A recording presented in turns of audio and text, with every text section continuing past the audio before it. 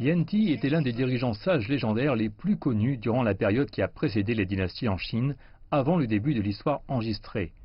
L'événement d'ouverture en son honneur, qui rassemblait des participants de toute la Chine, notamment de Taïwan, s'est déroulé sur le sommet principal de Yangtou, ou la montagne de la tête de mouton, considérée comme le cœur de son domaine.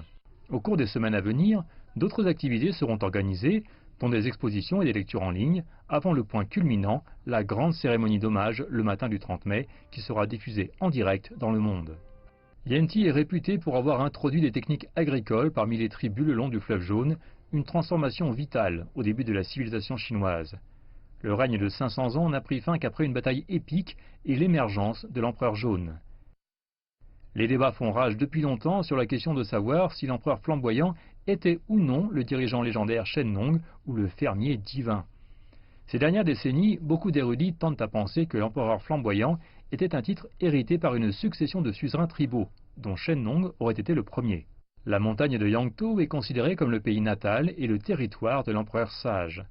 Dans la province du Shanxi, Yan Ti est représenté sur de nombreux murs, peintures et productions lyriques traditionnelles. Il est difficile de surestimer l'importance de son personnage dans la tradition chinoise.